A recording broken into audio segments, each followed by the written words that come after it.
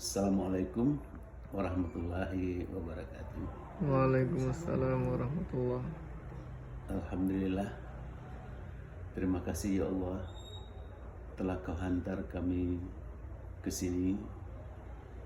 Di sini di SPBU Jalan Bypass ini kami melakukan salat tarawih 1 juz per malam. Alhamdulillah, malam ini kami memasuki juz keempat, karena juz 1, 2, dan 3 telah kami lakukan sewaktu kami di SPBU Biaro. Saya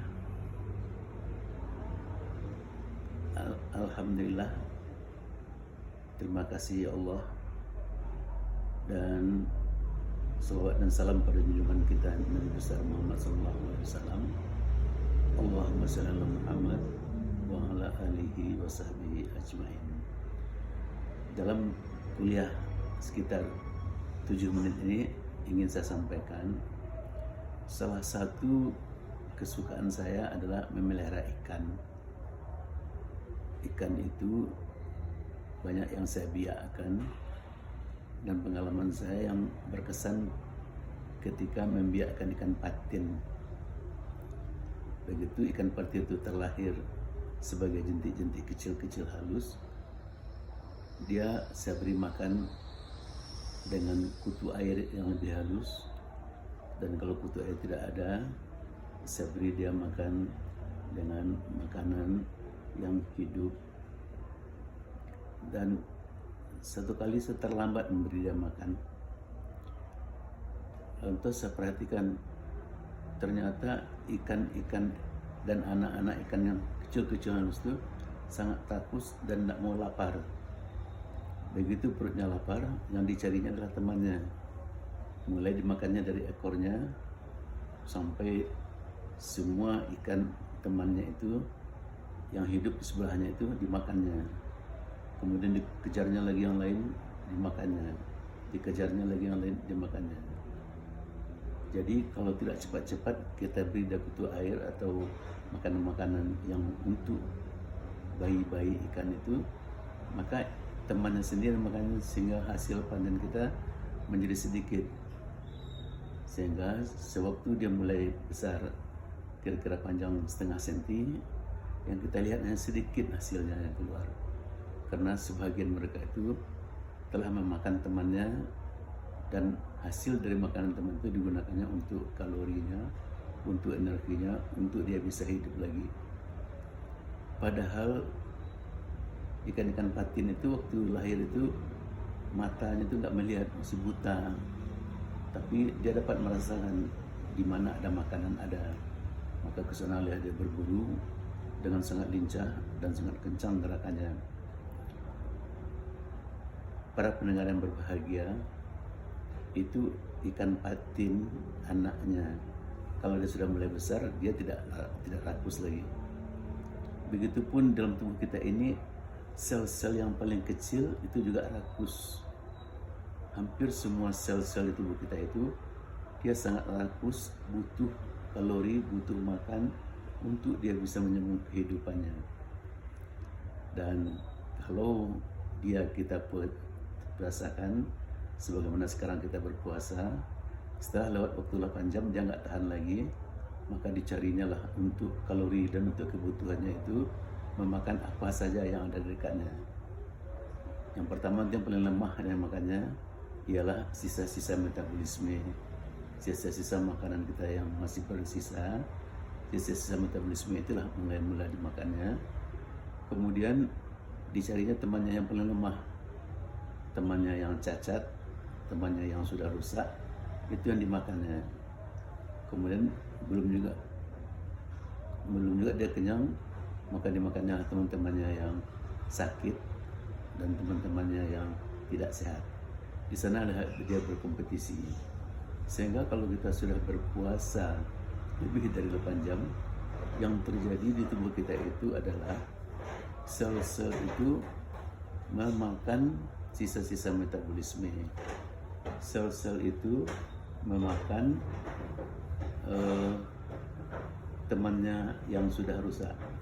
Sel-sel itu memakan temannya yang sakit. Sel-sel itu memakan teman-temannya yang lemah. Maka yang tinggal kalau kita sudah berpuasa 12 jam adalah biasanya sel-sel yang sehat, sel-sel yang kuat, karena metabolisme untuk dia hidup itu telah diambilnya dari teman-temannya yang sakit, telah diambilnya dari sisa-sisa metabolisme. Maka dahulu guru-guru kita mengajarkan kepada kita bahwa bulan puasa itu adalah bulan pembakaran dosa, sehingga dosa-dosa kita habis terbakar di bulan puasa. Kita lahir sebagai bayi yang suci bersih. Dalam ilmu kesehatan, sel-sel yang lahir itu sel-sel yang bagus, yang telah menghancurkan dan telah membakar, yang telah memakan sisa-sisa metabolisme yang tidak berguna, memakan sel-sel yang telah rusak, yang tidak berguna, memakan sel-sel yang sakit, sehingga yang tinggal adalah sel-sel yang sehat. Maka kata Rasul, sumu tasihu, puasalah, kamu akan sehat. Rupanya inilah rahasianya, dengan membiarkan sel itu lapar, kemudian dia memakan yang lain-lain yang tidak berguna, kemudian tinggallah dalam tubuh kita ini sel-sel yang sehat. Jelas, kalau sel itu sehat, organ-organ tubuhnya akan sehat, sistem-sistemnya dalam sehat, dan organ-organ yang lainnya pun juga sehat.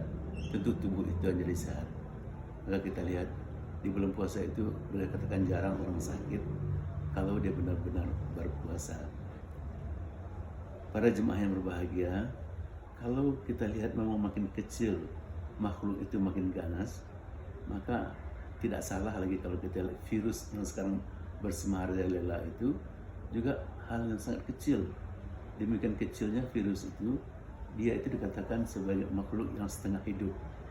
Setengah hidup kita katakan, karena kalau kita dibiarkan dia nggak bisa hidup. Dia hanya bisa hidup kalau setengah untuk metabolismenya itu diambil dari sel lain.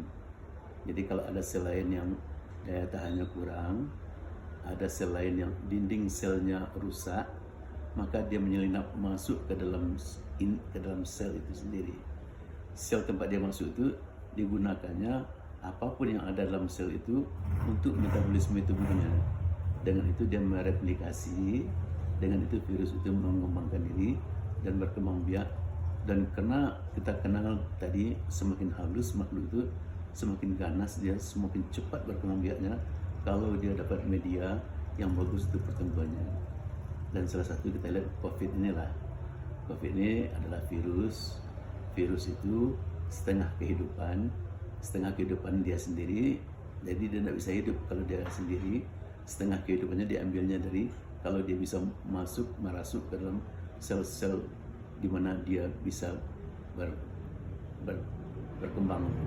Dicarinya lah sel yang rusak, dicarinya lah sel yang daya tahannya turun, dicarinya lah dinding-dinding sel yang rusak. Kesana dia menyelinap masuk. Begitu dia sampai dalam, dengan rakusnya dia memakan metabolisme yang ada untuk persiapan kehidupannya. Dengan demikian dia cepat berkembang biak, dia cepat menghancurkan sistem-sistem yang ada. Jadi dengan berpuasa ini kita lihat kita bisa sel-sel kita kuat, daya tahannya tinggi, dan dia kelihatan lebih segar. Makanya kita lihat siapapun yang berpuasa, termasuk binatang-binatang, hewan-hewan, kalau dia berpuasa dia menjadi lebih hebat. Ular yang berpuasa dia bertukar sisi. Kepompong ulat yang berpuasa dia berubah menjadi kupu-kupu. Semua yang berpuasa kalau dengan izin Allah dia akan menjadi lebih kuat, lebih sehat. Maka pekerjaan besar diberikan kepada Rasulullah justru di bulan puasa. Maka sistem yang sekarang dapat hadiah Nobel tahun Jepang itu adalah karena dia memperdalam keilmuannya. Ada autopagi itu artinya dia akan memakan sendiri teman-temannya kalau dia kelaparan. Dan mudah-mudahan lapar kita ini membawa hikmah, lapar kita ini membuat kita lagi sehat sesuai dengan pesan Rasul, sumu tasiru, puasalah kamu sehat. Billahi taufiq wal hidayah. Wassalamualaikum warahmatullahi wabarakatuh.